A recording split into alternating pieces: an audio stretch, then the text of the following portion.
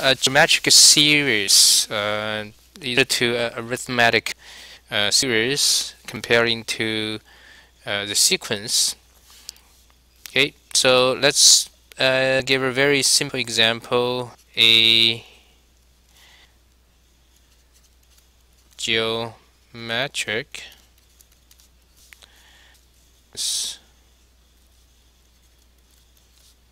okay, for example, -2 and -8, and now you can tell from this sequence you got the t1 -2 and r equals -2. It's corresponding geometric series.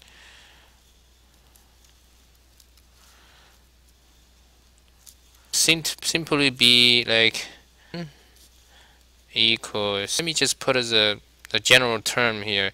It should be negative multiply negative and -1. Okay, so this is a complete geometric sequence including the general term. So we have the t1 equals -2. Okay, and we have nth term. And then if we add them together, we basically just like this.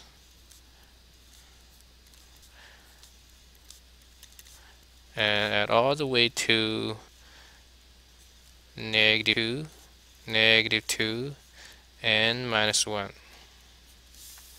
Right? Basically just add all the terms in this sequence.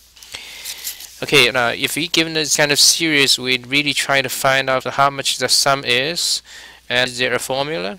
Okay, now look at the general. For a general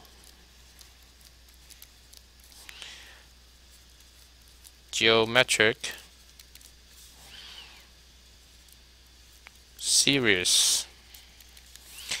So you're gonna have this. Let's find out the sum. We just put the Sn equals t1.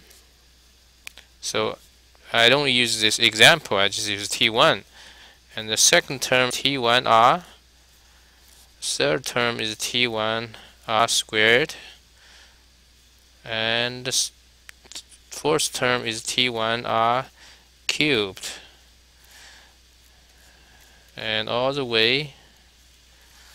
And then I just write two more terms.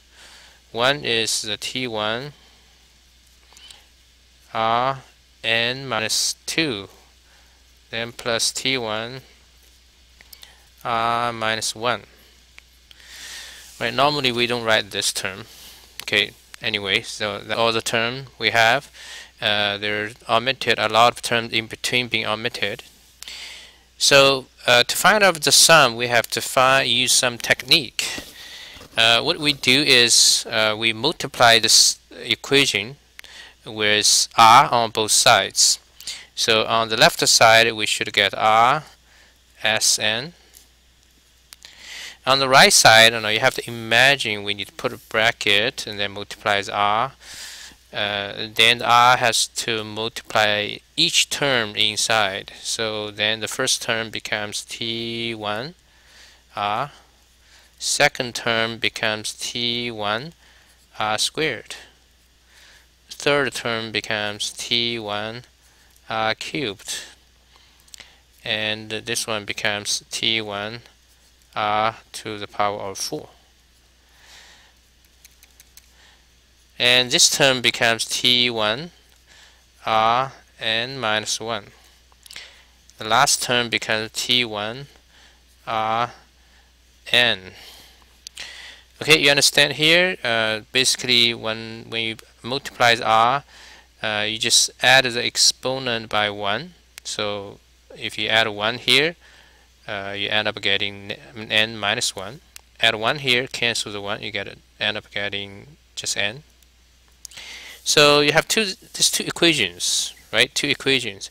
Let's subtract these two equations. So if this is equation called 1, this equation called 2. If we use equation 1, subtract equation 2, And when you subtract two equations, like just like when you solve the system of linear equation in grade 10, so the left side of the equation subtract the left side, the right side of the equation subtracts the right side of another equation. So if you do subtraction, so on the left side you end up get Sn minus R Sn. And be careful about the right side. When you subtract, you can see, so this one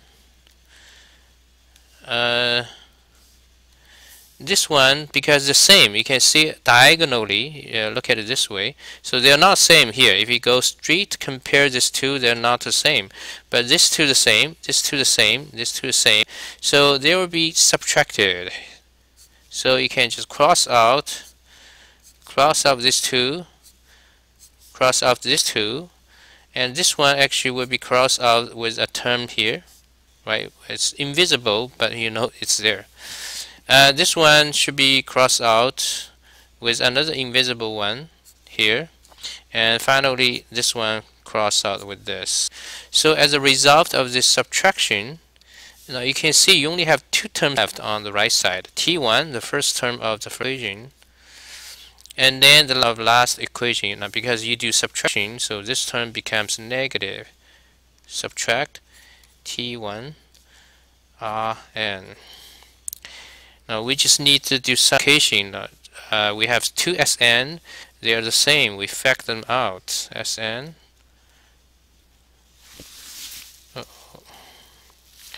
Sn and 1 minus R.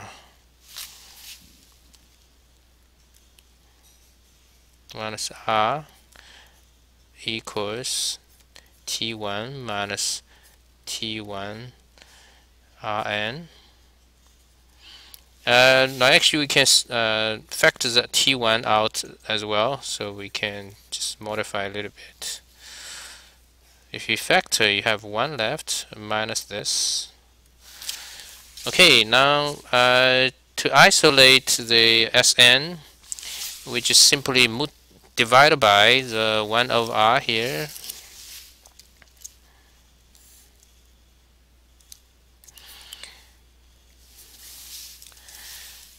Right, so divided by 1 minus R here, 1 minus R here. Of course, you cancel this. And then finally we solve isolated Sn. So the Sn would be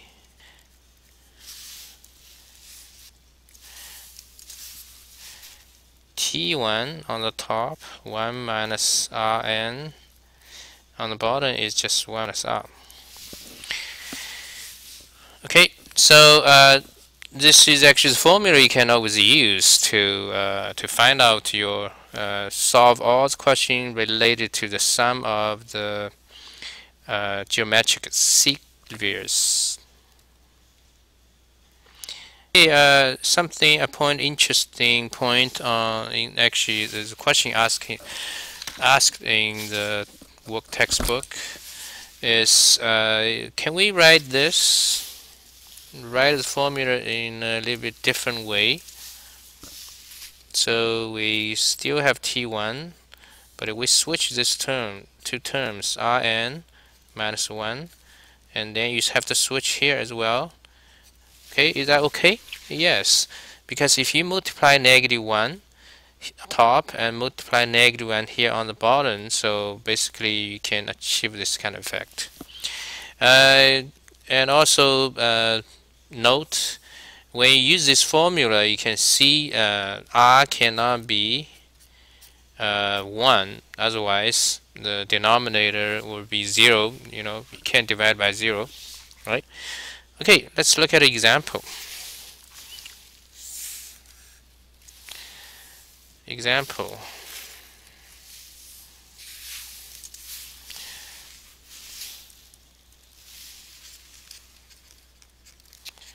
Okay, let's just use the example 1, but I don't do the example 1. Actually, I do the one beside it. Is called example 1. Check your understanding.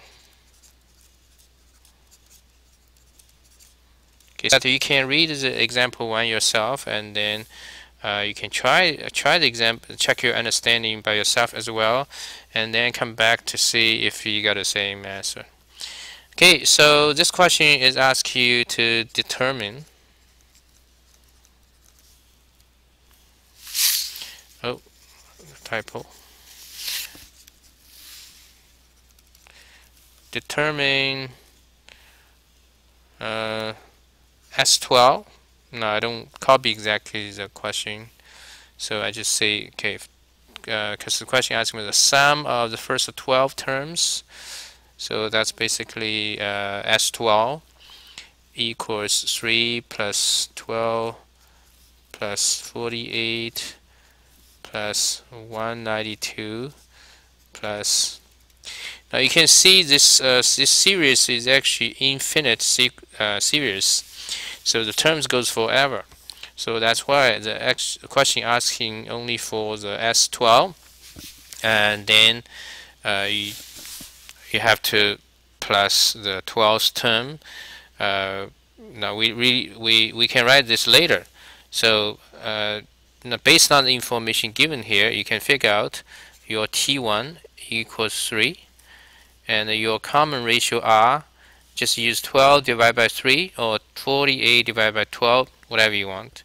12 divided by 3, so that's 4.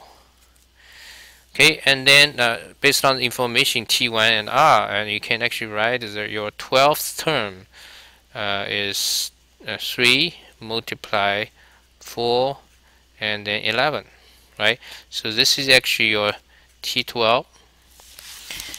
And then n equals 12, right? So very straightforward, just apply the formula we got earlier. So Sn, which is S12, equals, so T1, that's 3, and then 1 minus Rn, that's 4 to the power of 12. Okay, now be careful, that's n, not n minus 1. And then on the bottom is 1 minus the R, which is 4. Now you can see this both terms, they're negative. So you should end up getting a positive answer. Now use your calculator now. And you should get 167777215. It's a pretty big number. Okay. I think that's the basic idea, and there are other examples you can read by yourself. Hopefully you can have a good preview by watch this video, and then you'll get ready to discuss in classroom. Okay.